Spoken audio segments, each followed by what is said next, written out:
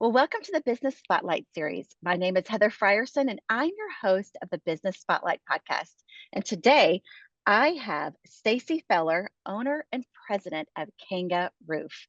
Today we are going to be talking about her business, her journey to business, her challenges, best practices, and share a sneak peek of what it's really like to build and operate a business. If this is your first time on the channel, be sure to like and subscribe to get notifications when a new show drops just like this one. Well, Stacie, welcome to the show. Thanks for being here today. Thank you so much for having me. I am excited to be here. Awesome. Well, I would just love for you to give us a bit of a background of who you are and tell us a little bit about your business. Oh, absolutely. I kind of have to start it with a little bit about kind of how we came to be. My husband Scott and I own a business, and Scott is a construction engineer, graduated from Iowa State, and while he was in college, uh, one of his buddies asked him and said, "Hey, what are you going to do this summer?" And he's like, "Oh, I don't know, probably work at Pizza Hut like I have been." And the guy's like, "Have you ever thought about doing some roofing?" And Scott was like, "Well, I mean, I grew up on a farm, so I know a little bit about it." And he's like, "Oh man, I can teach you what you need to know." And so he started roofing when he was in college, years and years ago. And so yeah, his first roof, he actually he sold it, bought the materials, went up and stripped it all himself, hand nailed every shingle to it, up in Iowa, and made enough money to then buy an air compressor and just kind of started from there. So the 3 years he was in college, he roofed all 3 summers and then actually started having his friends, work with him, his sister, which is another part of our story. A big part of our story is his sister. And, that's really kinda how he got into the roofing business. And it kinda was a little bit by accident. It was kind of a summer Yeah. job that just bloomed into something else. And so then when he got out of school and graduated with his engineering degree, um, by that time, he thought he was too good to be a roofer, that, he was an engineer now.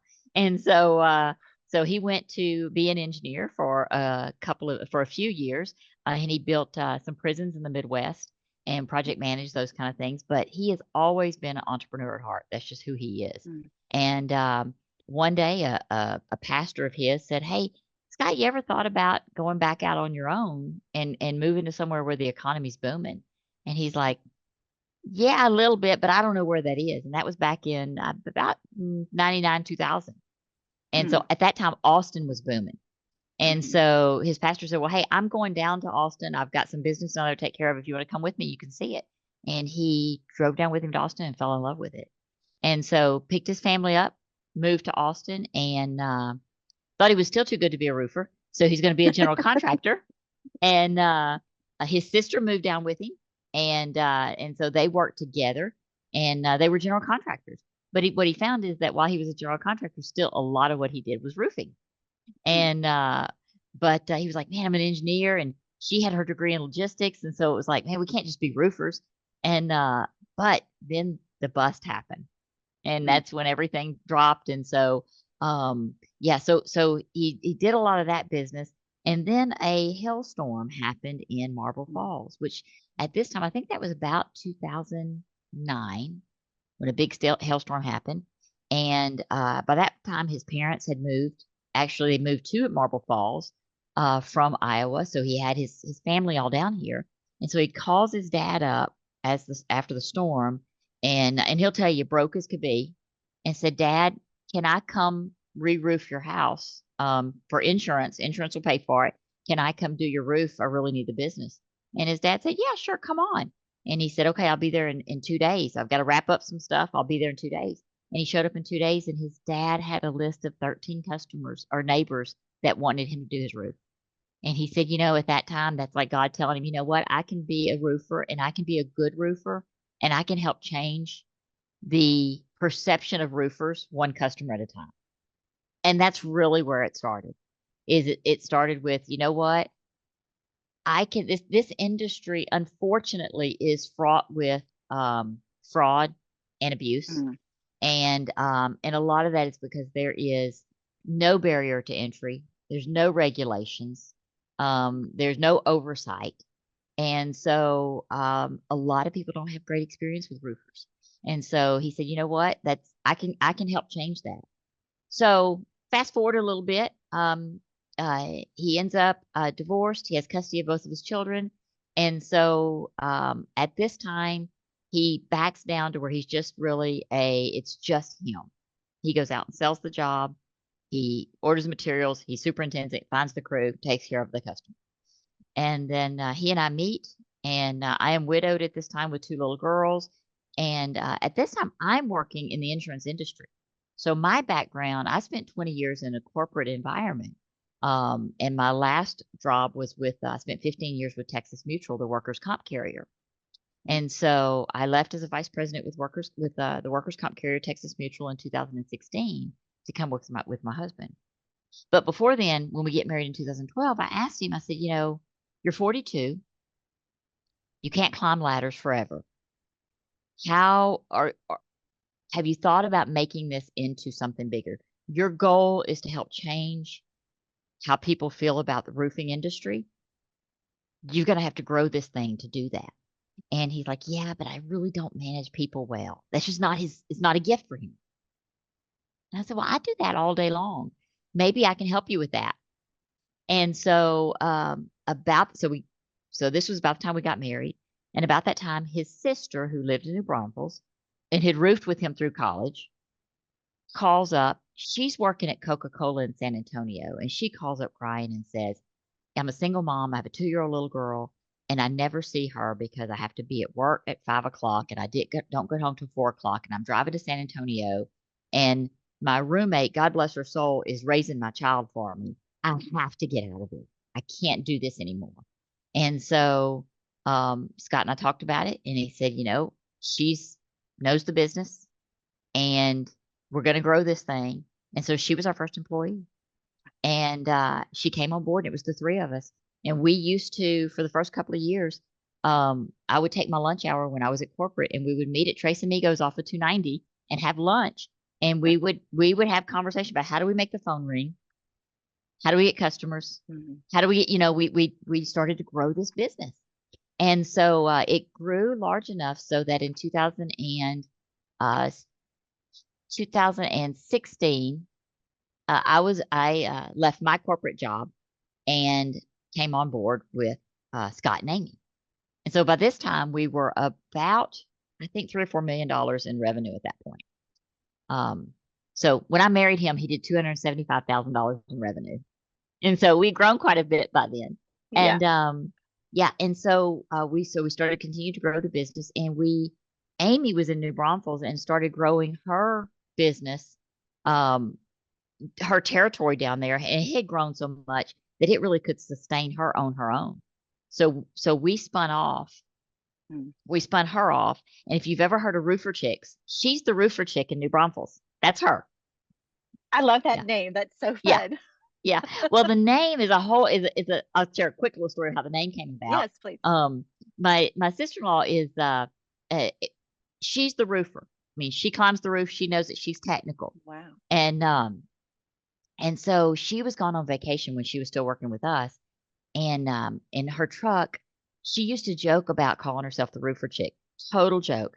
So my husband, thinking he's being sweet, took her truck while she was on vacation and went and had on the back of her window of her truck, Roofer Chick. Well, she gets back and she's mortified. She thought everybody'd be staring at her, but she didn't want to say anything because he was trying to be nice, but it ended up turning into a great brand for her. And so now she's the Roofer Chick in New Braunfels. And she has a great business. We share a lot back and forth. I probably talk to her every couple of days about stuff going on. So anyway, so she spun off, and we then decided to grow larger, and we rebranded in 2017 to Kangaroof. So we were Feller Roofing for a long time. Okay. But if you know anything about roofing or roofers, what you find is most roofing companies are a last name roofing, just like us. We were Feller Roofing. That's great. We had a great reputation. But what we found is that customers, and I say this for every business, if customers can't remember who you are, they can't refer you. So when we'd ask people, do you remember who did your roof a couple of years ago? They would remember my husband, and they would remember Scott and go, yeah, nice guy, did a great job, loved him, but what was his name? And so then they can't refer you. So we rebranded to Kangaroof because we wanted to be memorable. Mm, And so we've grown from then to where we do anywhere from $9 to $12 million a year now in revenue. And so and I got 22 employees that absolutely I adore and love, and they are an extension of our family, and just really have found a lot of good things about this business, and we continue the same mission of helping change the industry one customer at a time. mm. Okay, I love this story, and I have so many questions. Yeah. And one of them was, how did you get your name? But I love that. I'm going to Mhm. forever remember it now. Yep. But something you said in the story, which I think strikes a chord with customers, Mhm. out there listening, is that the roofing industry doesn't have a good reputation. So, and I hear that too with a lot of other businesses, Mhm. maybe in the construction field. So, how do you set yourself apart as Kangaroof being the trusted roofing company in the area? Yeah, well, and let me expand just a little bit on what I mean with it, especially in the roofing industry, is there's a lot of misconception out there. A lot of times I'll see on Facebook where people will ask, "Hey, I'm looking for a roofer that is insured and bonded, or licensed, insured, and bonded." Okay, Mhm, couple of things. The roofing industry in Texas, there is no license, no requirement at all for a license. And so it's not like plumbing or electrical or HVAC where you have to go to the Texas Department of Licensing and Regulation.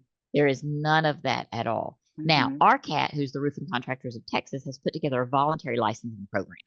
And my husband and I are both licensed in the commercial and residential area with RCAT, but it's not a requirement. In addition, the state nor the city nor anything else in our area or county require any insurance regulation. So you don't have to have any insurance. You mhm, don't have to have any kind of bond.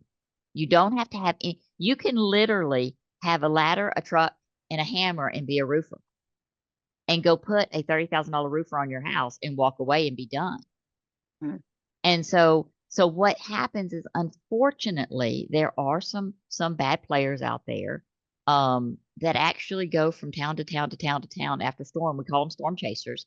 And they mhm, go knock on doors and they convince you that you've got damage and I need to replace your roof and give me the insurance proceeds and I'll take that and I'll put your roof on and then they're gone.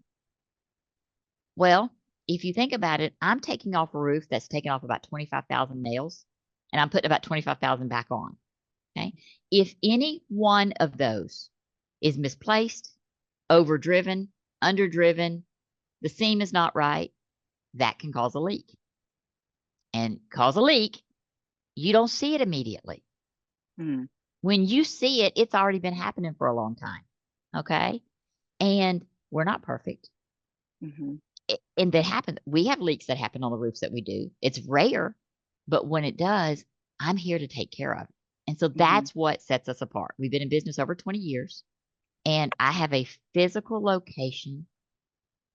You don't have to come to my house if you're trying to find me.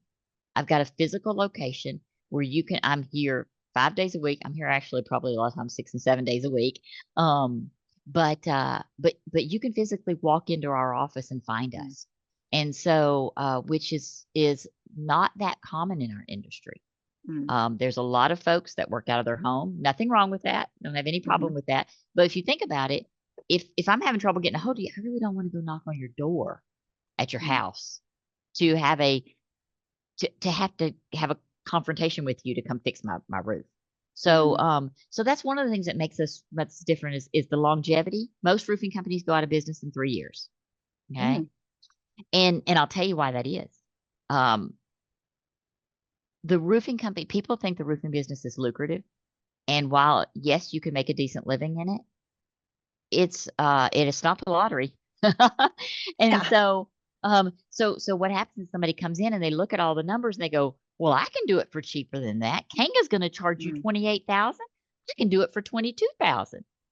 Okay? Well, what they haven't considered is they have no insurance they're paying for. mhm, They have no liability. They have no training. They have none of these things. But then what happens is if a leak happens and it happens in your mhm, closet, and it happens to be a closet in a spare bedroom that you never go in, By the time you find it a year or two later, 3 years later, by then you've got mold, you've got damage, you got damage to your carpet, you've got all kind of issues. That very well could be a $5,000 repair that needs Hmm. to be done. Hmm. Well, if most roofing companies are out of business in 3 years, they're long gone. Who's going to pay that $5,000 for that error? Wow. That's why most roofing companies are out of business after 3 years. Mm. They undercharge, thinking that they're doing the customer a favor when actually they're not, because they're not making enough money to stay in business. And if you're not making enough money to stay in business, your warranty, you could have offered them a 50-year warranty, but your warranty Hmm. is only as good as how long as you're in business. Mm. So good. And So so, true. yeah, yeah. Feel like you So, might have that story has might have happened before. it has. I'll tell you, Yeah. during storms, we actually probably at least once or twice a week, we get calls from customers that go, "Yeah, I had my roof replaced 2 years ago and I've got a leak now." And so we, of course, go, "Oh my gosh, Hmm. was it us?" And we go, "Well, we don't find you in the system." And they go, "Yeah, you didn't do it. But I Mm. can't find the roofer who did it." And what we Yeah. say immediately is, "You need to go find them first because they're responsible for this. Hmm. I don't want to take your money when somebody else should be paying for this." Yeah. But then they go, "Yeah, we've tried and we've tried and they're out of business." Well, guess what? Now you have to pay. Yeah. That money you thought you saved, Yeah. you have to pay that now. So, That's yeah. so good. And it's so good for everyone listening who are customers. We're all business owners on this Mhm. channel, a lot of us, but we're also customers. So it's so good to hear that. It Yeah. it sounds like you create a lot of safety. That's the kind of the word that came to me. There's a lot of safety in doing business, and that's what sets you apart.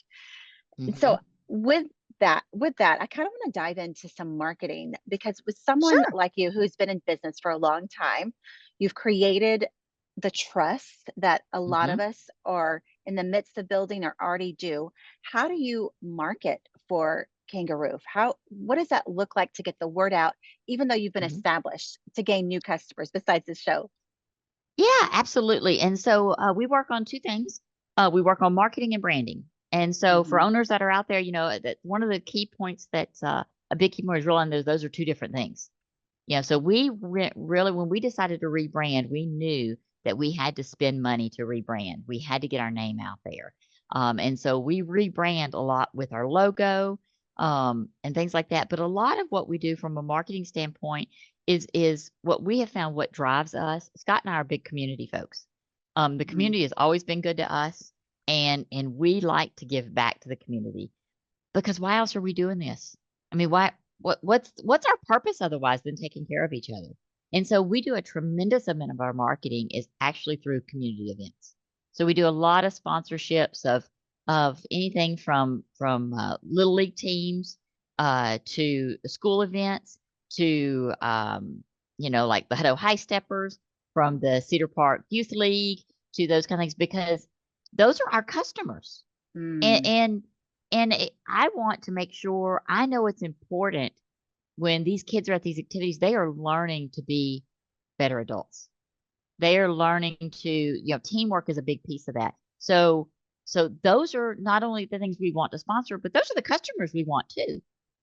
Yeah. Those are the ones that I mean that feel that these things are important to you, and it's important to have be a part of the public and part of the community.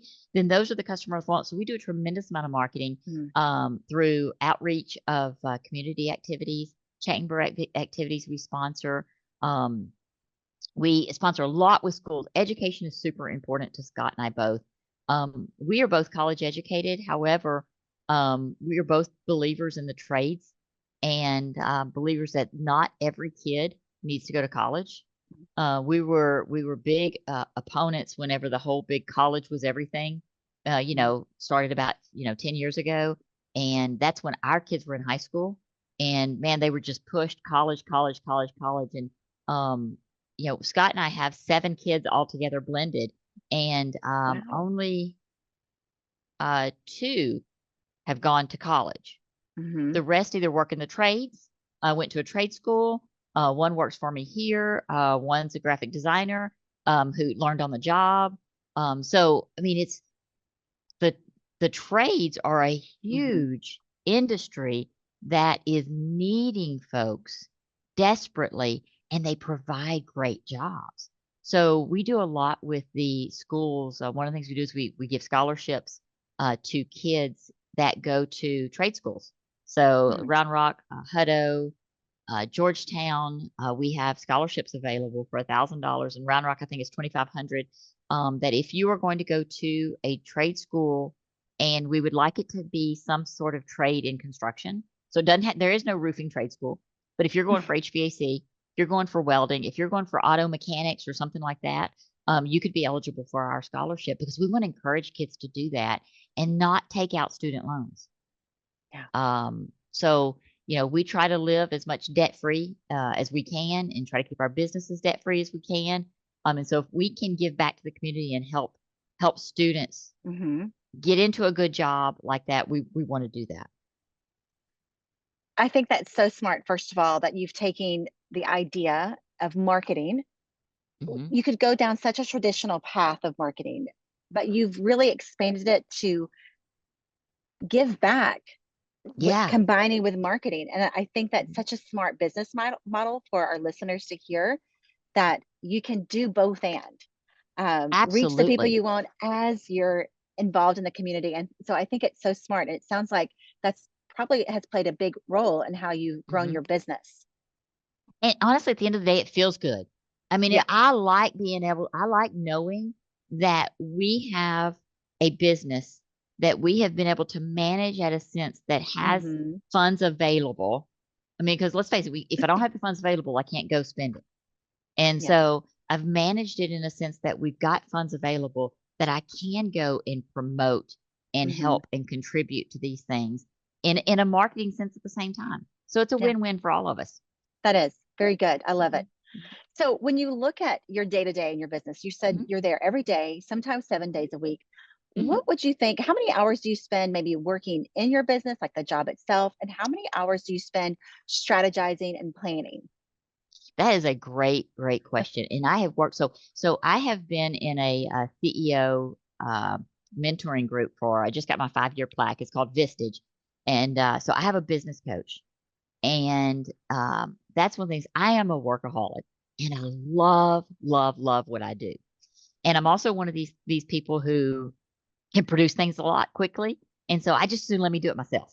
And I've had to work, my business coach has worked with me for the last 5 years to actually change that. And so I've morphed over to where I have a Mm. great production manager who manages a lot of things. I've got a fantastic bookkeeper who manages the financials well.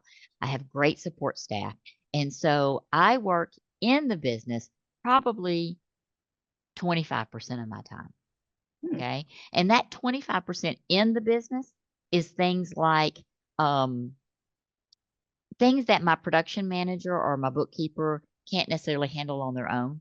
I mean, Hmm. if it's something that a customer who's upset about something and they've tried everything they can to please them and just can't do it, or if it's a collection issue, somebody we can't collect on, Mm. things like that. Those are the things that I spend about 25% of my time on. The rest of it I spend on, I'm a numbers gal.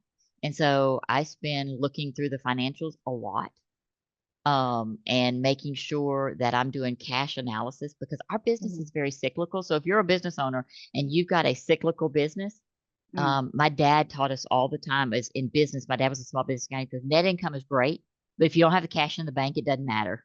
Mm. You can have a Smart. great net income, but you also have to collect the money. Mm. And, and a few years ago, after we had a big storm and we came down off that storm, I really had some tough lessons I learned on managing my cash. And so now I'm a lot better Mm. at making sure I forecast out to know that because right now, come October, November, December is when our season's going to slow down and it won't pick back up Mm. till March. Okay. Mm. Well, I have staff here that I'm not going to let go during that slow Mm. period because I need them come March, April, May when it comes back up. Mhm. But I got to make sure I can still make their paychecks.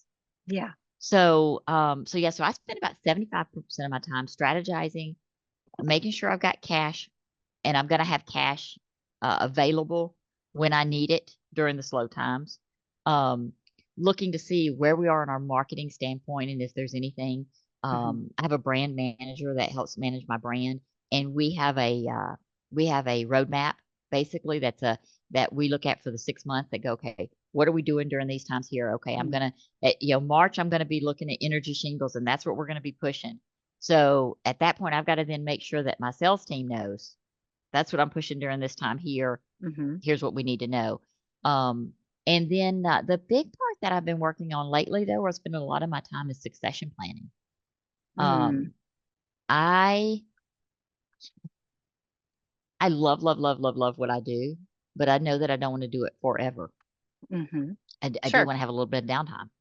And so I have been working with a company called Talent Suite out of Dallas that is a part of my Vistage network to put together. We're putting together a succession plan, and so we have regular meetings that actually they're pulling the stuff out of my brain to Mm, of what do I do, how do I do it, how do I look at that, so then I can take it to my successor, and we have wow. that same conversation with her and spend a year to 2 to 3 years working to make sure she's got that same Mhm. thought process so that she's ready to take my role when the time Wow. comes, and then somebody's ready to take her role when that time comes. So that's a lot of what I have been spending a lot of time doing because I have 5 grandchildren and I'd like to spend some time with them and be able to kind of ride into the sunset someday. Yeah, Yeah. yeah. Well, first of all, congratulations on 5 grandchildren. That's amazing. Thank you. Yeah, thank you, And thank you, sounds like a thank you. lot of fun, and It is. really busy. Yeah. Mhm, Um, mhm, and I think just what you're talking about, succession planning, a lot of business owners spend so much time working that they don't think about that. mhm, And mhm. it's so important. And then it sounds like you've already identified that person. Yep. So just can you speak to that a little bit more and Mhm. how you maybe found that person? Was she a part of your Yeah. team? And what led into that? Yeah, absolutely. So she is part of my team, and she's aware of it. She knows that she's a part of this process. She's someone I hired about 5 years ago, and she's just really come through the ranks and been really strong. Mm, And I've been was very fortunate to have her. But I'll tell you a big thing. I can't take credit for this. My coach, Bill LaRosa, when I knew I were working through this, I told him I said, okay, it's I got to have a succession plan. We got to start talking. He said the first thing you have to do which I would have never thought of on my own, is he says, "You've got to determine what kind of successor you want." I was like, "What do you mean? What kind of I want somebody that's gonna run the business. I mean, how much?" Yeah. And so as we had some of these conversations, what he led me down the path to understand was when you're looking for a successor, are you looking for somebody to succeed you that is going to double your business and grow it, triple your business? Are you looking for, are you looking for that superstar that's going to come in and man, they're going to shoot for the moon? Or are you looking for somebody who's gonna keep it steady and mm, and grow enough to not die? You wanna keep the level of growth. yeah, You always have to grow some, you know? right. Or are you looking for something, kind of what kind of success are you looking for? What is the next phase of your business? Mm, Okay? mhm, If the next phase of your business is bringing on another division, okay, then your successor has to be someone who can help manage that. If you're the next phase of your business is you want to quadruple, then you have to have a successor that does that. And so for us, we have family that wants to continue the business on long term. So, but they're not ready to right now. mm, So what I'm looking for is somebody who is going to grow the business at the level that keeps us where we need to be so we can be mhm, solid, we can be steady, but I'm not looking for somebody to quadruple it. And so we mm, had to take a look at see what and then once I identified that, then I looked in my organization. I said, "Do I have anybody who fits that? Do I have anybody?" And not only that fits it in their skill set, but would be happy doing wow. that. Because one of our core values is happy. And people think it's corny, but you've been around people who are just not happy people. And It's not fun. God bless them, but I don't want them in my organization. I mean, I've actually let 2 people go. They were great at the job they did, but they complained about everything all the time. And it's like everybody here was like, "Oh, here they come." Mm, And so I don't wanna bring a successor in that may have the skill set to do it, but that's not what they want. So, we did a lot of conversations about what fuels her, what drives her, what makes her happy, what does she get satisfaction out of to make sure that we had not only the skill set, but we had her desire at the same time. I love that. And I think Mhm. we all need to have that in the back of our mind when you're even starting a business. And so smart. Mhm. It sounds like to me that you're an awesome leader, Oh, thank you. that you really build a really good team around you. Um, Absolutely. so what would you think your leadership style is? How would you describe that? So it has changed. I have grown. It's changed over the last 5 to 10 years. I have always been if you're doing the disc analysis, Mhm. I'm a high D. I'm a driver. I go, go, go, go, go. I'm a type A personality. So I've always been the type that I want people around me that want to do things, but I also want to get a lot of stuff done. And so what my coach has helped me do is transition into more of a leader that um, teaches people how to do those kind of things and then give them the authority to do it. Mm, A lot of what I've learned over growing the team that I have now, is if I train them well and I give them grace, they will do a tremendous job for me. mm, And so, what that's allowed me to do is allowed me to grant authority to all the staff to do what needs to be done to get their job done. My production manager came into me yesterday and she said, "Hey, I've got an idea." I said, "Okay, what you got?" She said, "I'm thinking about what if instead of having this person do this, I have this person fill these forms out or whatever." And I said, "Okay, time out, time out. Time out." I said, "Does what you're wanting to do impact anybody outside your department?" And she's like, "No." I said, "Then why are you asking me?" I said, "That is your department. You go do what needs to be done for your department." I said, "Because if it doesn't impact any other department, I'm charging you with getting your job done to do your department." mhm, And mhm, so, and she's like, "Well, I thought so, but I wanted to see if I was missing anything." Okay, well, that's great. Well, we can talk through it. I'll talk through it with you all day mhm, long. But don't come to me for approval of it. You've got the authority to do what you need to do for your job. And I try to instill that in even my mhm, field staff. Um, because our number one core value, we have 5 of them, but our number one core value is do the right thing. mhm, And I get that from my dad.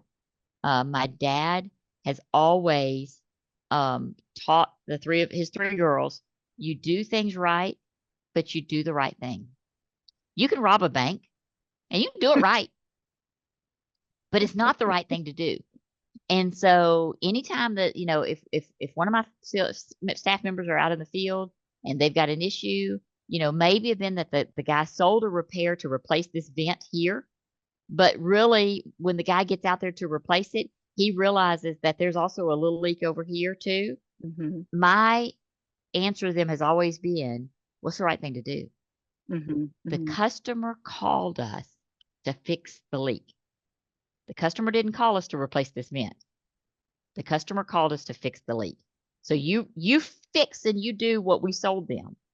But if there's something right over here that mhm. you can fix in the meantime too, you fix that too, because that's what the customer called us to do. Yeah. That's the right thing to do. I love that your core values include happy. You have to be Mhm, happy and do the right mhm. thing. And I think Yep. it's probably attributes to a lot of your success and, I and think so. who you are. So I want to jump ahead a little bit, Sure. especially since you've talked about succession plan. Where do you see the business in 3 to 5 years? In 3 to 5 years, I anticipate us being, larger than we are now. I do anticipate us continuing to grow. Of course, all of this will be based on what the economy does, but Mhm, regardless of what the economy does, people still need their roofs fixed. I mean, mhm, it's one of those, necessities that we have to still do. And so I do anticipate us growing, some. I would like to think that our team we're very efficient, and so we'll grow our team some. It probably won't grow at the same level that our business will grow. But honestly, I'd like if I could be 3/4 time to halftime doing what I do and hand it off to my team for them to be able to work and do. mhm, And then maybe work with some of my younger leaders here to grow them up into that next level of leadership. So really, mhm, I anticipate us continuing to grow. Again, if you don't grow, you die. And mhm, so we do have to continue to grow some, continue to be active in the community. But I'm really happy with the company we've built and the footprint that we have. And so I just anticipate us continuing to do what we do and Mhm. continue to do the right thing. I love that. Not many people can say they're happy with the footprint that they have left already. So Mhm. congratulations to that. Thank you. I could Thank talk you. to you all day because you're really fun, and I love just your whole story. So I'm gonna just go into our rapid fire questions because those Let's are do it. super. Yeah, let's do it. Okay, what do you think is the key to success for you? Transparency. Mm, If my staff, I'm the first one if something doesn't work to go, I screwed this up. Guys, I should have seen this before. I screwed this up. And because I want them to do the same thing to me. And mhm. it humbles you as a leader. So that is a big, big one for me. And have you seen success in that as you've done that with your team? Absolutely. Because I've always told them if you make a mistake on something, Hmm. we can fix it. There is I no one's gonna die. Okay. So whatever it is, it may cost us some money, yes, but we can Hmm. fix it. Okay. That's true. So the quicker you come and tell me, or Got it. the quicker we can come up with a solution. And so, yeah, Hmm. absolutely. My team knows, I will, before I'll tell them if you've got a problem that you've done, the quicker you come and tell me, the least it's going to cost me. Okay. And the quicker we're going to be able to make the customer happy. It's good. So quicker the better. Yep. Yep. Love it. All Yep. right. What's the one piece of advice you would give to other business owners? The one piece of advice to give to other business owners, um, be resilient. Mm, I'm gonna be honest with you, business is tough. This is not, while yes, we're in the roofing business, I tell my staff all the time and I tell others, we are in business. We happen to be selling roofing. Okay. But at the mm, end of the day, we're in business. I have to have sell product for more than I make. I've got to pay my employees. I've got to have it's the same thing with all businesses, but there are a lot of ups and downs. And with this hmm. economy, and you have to be resilient. You have to, um, you have to keep charging on because you're going to have cycles, you're going to have ups, you're going to have downs, and surround yourself with others that can pick you up when you're down. One of the best things I ever did was join my mentoring group that I have, because we are all in different businesses that have nothing to do with one another, but I can call any one of them right now and say I'm having this kind of problem, and then go, yeah, I've never done that, but let's talk through it. What can we do? How can Hmm. we fix this? And man, that community is just, yeah, Yeah. get you some business friends that Mm, have been successful. Kind of like Dave mm. Ramsey says, don't take financial advice from your broke uncle. I think that's Go good find you life some advice successful, and yeah, business. yeah. Go find you some successful business people, and good successful business people love helping other business people. I've got, Hmm. It's true. I think I've got 5 people that I'm mentoring right now that are other Oh, business owners. And that, that's great. and we just meet monthly, or they call me. We have one of them I have a Zoom call with every 2 weeks, and we just sit and chit chat and go, Mm, and I love seeing their growth. So good business people like to help other good business people. yeah. Yeah. It's true. I found that too. Yeah. Awesome. Okay, book or podcast? What are you Mhm. listening to right now? So I am a reader of fiction. I Uh-huh. find that I have to read something. I love like John Grisham type novels, kind of Hmm. legal mystery kind of stuff, because I have to get my mind to stop. Otherwise, that will continue. The 2 best books I've ever read on business. One was the E-Myth. If you haven't read the E-Myth, you have to read the E-Myth. It is about it's the entrepreneurial myth. So it's not like Mm, email or anything or electronic. But what he talks about is, entrepreneurs think, if I'm a good baker, then I'm going to go in mm, business to be a baker. Now you got to be in business. You happen to mm. bake pies, but you got to be in business. So it walks you through that thing. And the second one is Traction by Gino Wickman. Traction is a great book to talk about. He talks about the entrepreneurial operating system, and he talks about how really you structure your team, how to build your Mm. team, how to come up with your core values, how to do this. Great book. Both of them are easy reads and easy to implement. So the E-Myth and Traction by Gene who? Gino Wickman. Gino Whitman. I'm going to write that one Hmm. down. That's good. Yep. Okay, this is a really fun rapid fire question. Yeah. If you had a little bit of magic dust you could sprinkle anywhere in your business, where Mhm. would it be? Probably would be in lead generation. Mm, Um, because that's the thing I don't have control over, and I'm a control mm, freak. And so, yeah, we have built a great machine here. Our processes are mhm. great, our people are great, everything, but I can't control the phone ringing. I mean, I can market, I can brand, but I can't control the phone ringing. And so if I could have magic dust to make the phone ring constantly to bring the leads in to get them in my machine, that's what I would do. That's good. Yeah. Yeah. I Yeah. like that. All Yeah. right. So before we get to the final question of the day, share with our Yeah. audience how they can follow you or learn more or Yeah. contact you. So we are, our website is called Kangaroof. So www.call Kanga, Kanga, roof, Roof. Call Kangaroof is the best way. We are on Facebook. We are on Twitter. We are on LinkedIn, and we are on YouTube. I knew there was another one in there. We're exploring some other marketing avenues also now. But yeah, you can reach me personally. I'm a simple email, Stacie, Stacie @ callkangaroof.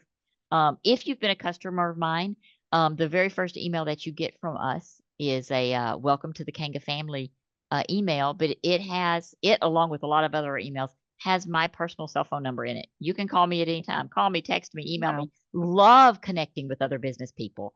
And I learned so much from it. And Hmm. so I just had a Zoom call with a lady 2 days ago that I met at a Leander Chamber event, and she's a nurse practitioner and has a business. And it's like, yeah, we just had this whole conversation that was just like, oh my gosh, I didn't know you did that. Well, I didn't know you did that. Well, this is interesting. So yeah, love it, love it, That's love it. fun. And I'm a talkaholic. So yeah, anytime.